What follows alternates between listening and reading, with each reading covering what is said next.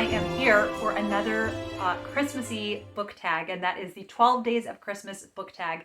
So thank you to my friend Miriam for bringing this to my attention, and I am really looking forward to going through this tag. I was trying to do it more mystery themed because our prompts for Cloak and Dagger Christmas this year are the 12 Days of Christmas themed, and I thought it would be fun, but it didn't really work for all the questions. So I did try for a couple of them to do that.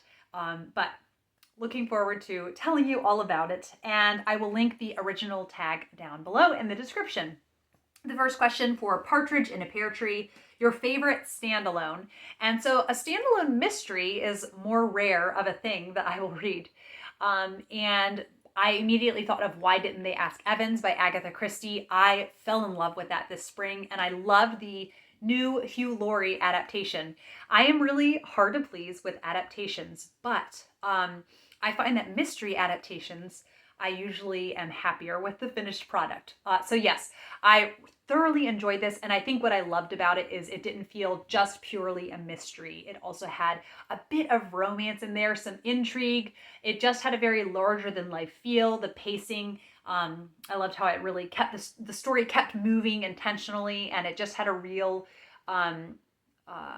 just life and zest to the story. So I highly recommend Why Didn't They Ask Evans? I just thought it was such an enjoyable read. Question 2 for Two Turtle Doves, fictional OTP, one true pairing, or which is not, it's not usually an abbreviation I use. But so I thought I'd pick out some lovely couples from mystery series that I read. And the first is Georgie and Darcy from the Her Royal Spyness series by Rhys Bowen. This couple goes on quite the journey. You're going to have to hang tight for several books. But what I love is how you know that they are meant to be. You're really just cheering them on, even when there are so many obstacles continually in their way. And you just know that they suit each other so very well. And I love that about it. Then the next couple is Raina Marie and Armand Gamache from Louise Penny's Three Pines series. And what I love is they have a very committed love because they've been married for decades, and they just have such a deep respect for each other. And they really understand one another and are incredibly loyal to each other, and they really want the best for the other person. So I'm sorry if there's background noise. Kids are playing out in the yard, which is a good thing, right? Then the next and final couple is Emerson and Amelia from the Amelia Peabody series. And what I love is the verbal sparring that these two do. They love to wipe the floor with each other in arguments, and there is just never a dull day with Emerson and Amelia. So I'm very excited to be finally getting back to the series. It's been 2, if not 3 years since I read one. So I'm very much looking forward to being back with them, and just the banter makes it so entertaining.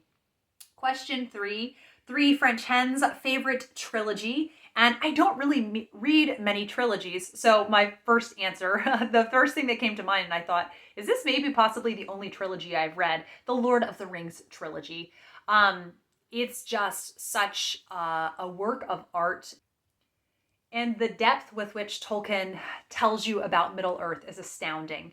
Just the extent of this world that he had come up with and thought of is really incredible. And I think that I'm just always in awe. I cannot believe the skill that he wrote it with. Question 4 is For Calling Birds, your favorite fictional beast or creature. There are a number of animals, kind of talking animals, in different books that I have read. What I thought of this time was Rabbit Hill by Robert Lawson. What I love about this book is the issues that they're having feel very real and human. And so I love they're very organized about protesting, and they're all concerned about the new people who are moving into the house, where they love to kind of forage off the garden that the old residents would grow. And, but I mean, look at this page here. They're very anthropomorphized. So sitting at, in a rocking chair with a pipe. So funny to me. Yeah, so this is a really fun book. It's a classic. I haven't spoken about it that much, but it's, what year was this published? It got a Newbery. Was it? Yeah, Newbery Medal. 1944. And there is a sequel then, The Tough Winter, which hopefully this winter I will get around to reading it because I have never read it, but they look like they're having a jolly time in the snow. Question 5 is 5 golden rings, 5 golden books. I did have to hunt around a little bit, but I have 5 golden books. The first one is one that I really cannot believe I haven't gotten around to reading. I bought this maybe last summer, so summer of 2021, and that is The Coachman Rat. And it is a Cinderella retelling by David Henry Wilson from the perspective of the rat. And it's just supposed to be this really unusual Cinderella retelling. There is a blog that I follow, Sir Loon Fairy Tales, and she has read many, many Cinderella retellings, and this is one that she says is one of the best. It's not very long, and I really hope that I get to it sooner rather than later. Then a favorite, that this is a little bit yellow, but I feel like sunsets kind of look golden sometimes, and I wanted to talk about this book again, Waterfalls of Stars. It's one I've been meaning to reread for a couple of years. It hasn't happened. This is a beautiful, beautiful book about the author's just unbelievable bond with the island of Skomer and what a unique time it was for her in her life, and how the 10 years there just flew by. It's a really wonderful, beautifully written work of nonfiction, and definitely worth your time. Give it a try. And then one with gold decoration on it is Country Stories by Mary Russell Mitford. This was such a delight to read during Victober. I just love how shimmery it is. And I didn't know, what the cover was going to look like, but then it came and it was beautiful, and it has some really lovely illustrations throughout, so really like this. And then one that is definitely appropriate for this prompt, Golden Afternoon by MMK. This is a sequel to The Sun in the Morning. That's what it is. It's a memoir of her time living in India and a little bit in England, but she loved India so much. So I want to get to this. I did start it earlier in the year, and I made my way to page 103, so hopefully I will get back into this. And then one with some gold detail. Wait, was that 1, 2, 3, 4? I had one more gold one. It's right in my lap. Wow. And that is Uprooted by Naomi Novik. Now, I know a lot of people, they preferred the UK cover. I actually really love this because I love that it's going for looking like it is in a very old scroll kind of newspaper, and the very big illuminated U, and I just think it's beautiful. At some point I want to reread this, but I am so scared I'm not going to love it as much as I did the first time. So I will reread this at some point. I have a copy of it, so it's waiting for me anytime I want to read it. I really hope that I love it as much as I did the first time, because it was so captivating and otherworldly, and yeah, I loved it. Question 6 Geese Lang, Rotten Egg, least favorite book. I'm going to see if I can finally talk about this calmly for a video. Jude the Obscure by Thomas Hardy. And every time I try to speak about Thomas Hardy's Jude the Obscure, I get so worked up. So basically, in life, you are given the opportunity with the struggles that you have to choose to grow from the challenging situations that you are in, and to choose what are, I have these challenges ahead of me. How can I become a better person because of it? How can I make the world around me and the lives of others around me better? How can I push back the darkness in the world? And Jude chooses to be the victim. He is petulant. He is self-involved and self-pitying. Is the life of someone who he has, the job that he has delivering milk to local farms and other things. The horse knows the route. The horse has the route memorized. And so he he's able to read the entire time that he's riding in the cart. And I'm thinking, what is so wrong with this? And Jude's other flaw is that he pins all of his hopes on romantic love. He pins all of his hopes on romantic love and prestige. And I think this is so ironic because that is what Thomas Hardy does. Thomas Hardy was so angered by people not respecting his art enough that he writes this very angry book of Jude the Obscure. And he really is down on marriage. And just because, you know, Thomas Hardy had one marriage that was tumultuous. And just because someone is bad at marriage doesn't mean that they in turn get to decide that the entire institution of marriage is a bad thing. Maybe you're just really selfish and you were bad at it, and maybe the things in life that are really hard, like being married or raising children, are still worth doing, and you can choose to grow and learn from them. So I just think about Jude's big boo-hoo is that he can't get into university. He vandalizes the university wall and totally misapplies scripture and does vandalizes with a verse that he just cherry picks. And that's another thing. Hardy loves to just really, slam down on religion and just use the aspects that he doesn't like about it and not talk about scripture as a whole. I think I've managed to stay calm while talking about it. It just makes me really angry. And I'm thinking about the quote from Jane Eyre that says, "We were born to strive and endure." And how much more noble is that than Jude, who just, it's funny. I think when people hear me say how much I don't like Jude the Obscure, they think it's because of a really traumatic event that happens close to the end of the book. But it's so funny. I hated that book from the very beginning because of the character of Jude and how, what a big pity party he has the whole entire book. And these kind of, it seems like Hardy doesn't think that people have accountability. It's not Jude's fault, these things that he does. He's put in these hard situations. No one made him vandalize the university when he didn't get accepted. That was a choice that he made. So, okay. I think I've finally done it. I'm just worried also.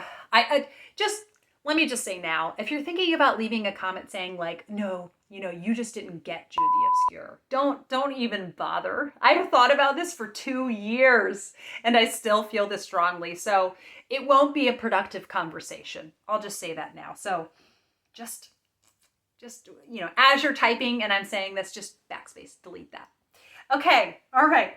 Moving on to more positive and fun Christmassy things. Number 7, Seven Swans A-Swimming, book with water on the cover. And that is The Island of Horses. This is one that I have not read, and it's a New York Review book, children's book. And this is one that I think I got in a used bookstore. And it's, it is what the title says. Young Danny McDonough and his friend Pat Conroy head off to the island seeking adventure. And there are mysteries, including a beautiful and tame black colt. So then they bring the colt home. So I don't think there are illustrations in here. There are not illustrations, which it makes it look like there would be. But this seems like a really intriguing read. So maybe during middle grade March, I will try to read it. We shall see. Number 8, Maids and Milking, fictional food you wish you could taste. Now, I feel like this tag was kind of aimed at people who have read much kind of YA fantasy, which I have only dipped my toes into. So this is all food that is real and exists, but whenever they talk about it, I want it, and that is the food in The Wind in the Willows. I think it is just the intensity with which they delight in the food that they are eating is so compelling. And yeah, I've been thinking about this book lately, and I'm very, very excited for rereading it already. I knew as soon as I finished it, like, this is going to be one that I will revisit over and over again. And I'm so delighted that I loved this book so much. And the next one is 9 Ladies Dancing, favorite dance between two characters. And I haven't read that many books where I can actually remember two characters dancing, but there is a dance between Elizabeth Bennet and Mr. Darcy, and the verbal sparring, you can cut the tension with a knife. Jane Austen is just known for her dialogue and how every single thing that someone says, you can go back and think about it later like, wow, I can't believe they said that.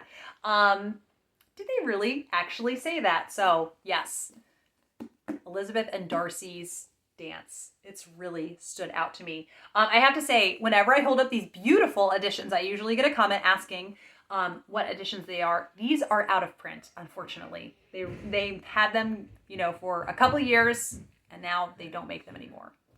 Number 10, 10 Lords a-Leaping, favorite book-to-movie adaptation. So I guess a leap from a book to movie. And it's tied for 2. And I know there are so many good mini-series length movie adaptations, but the 2 that I think are they comfort me the most are Wives and Daughters. I love the flow of it. I love the soundtrack. I love the costumes. I love every single actor portraying the different characters. It's incredibly comforting to me, and it's one that I think the year that I had my oldest son, I watched it 5 times. Like, it was just on constant play. And then the other one, and also it's extra satisfying because the book, Wives and Daughters, is unfinished, and I love that it gives it a nice ending. And then the other adaptation is Anne of Green Gables, the 80s Megan Fellows version. And it is just, my cup runneth over when I watch it. It is full of warmth and beloved characters, and the soundtrack on that is so beautiful, and just Prince Edward Island is such a character of its own, and it's so lovely. Question 11, 11 Pipers Piping, favorite book to movie adaptation soundtrack. And it has to be the 2005 Pride and Prejudice soundtrack. It's so captivating and a little bit kind of haunting. I love that it's not kind of this like sickeningly sweet soundtrack. It's got this more serious, sober tone to it. And so I love that. I feel like I can really sink into listening to it. It's just so captivating. And it's, we're getting to be, it's going to be, this is wild. We're just now 3 years shy of that being 20 years ago. And I'm still not at all tired of the soundtrack. So I think it's classic. I think that's what it means. Question 12, 12 Drummers Drumming, your favorite book ending. And that, without a doubt, is Betsy's Wedding. Because I was thinking about some of my favorite Victorian novels, the endings feel very abrupt, right? And although I will say Adam Bede by George Eliot does have a very sweet ending, but it is kind of short. So why I love Betsy's Wedding is that Betsy's Wedding just feels like one giant happy ending. I do get sad that so many books, you're striving for this happy ending for so long and waiting, and then just boom, the scene is over. The ending is there and you're gone. The characters are gone. So I love that in Betsy's Wedding, it is just years of Betsy and Joe's life as a married couple.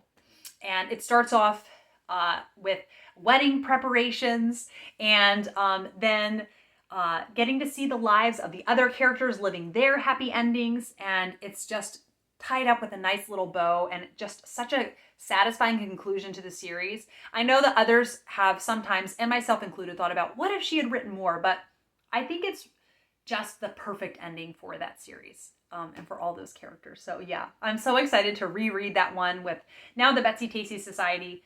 We're reading one a month. So when I get to Betsy's Wedding, I will be a very, very happy lady. That is the 12 Days of Christmas book tag. I never know who to tag because I don't want to give someone an obligation. Not like someone has to be obligated if I tag them, but I'm just not sure who is interested in doing it. So just do the tag if you want. I was not tagged by anyone and I just decided to do it. So I hope you all are having the most cozy festive season. Even if it's very busy, I hope you have some moments of lovely bookish or just festive coziness in there. Thank you as always for watching, and I will be back with another video soon. Bye.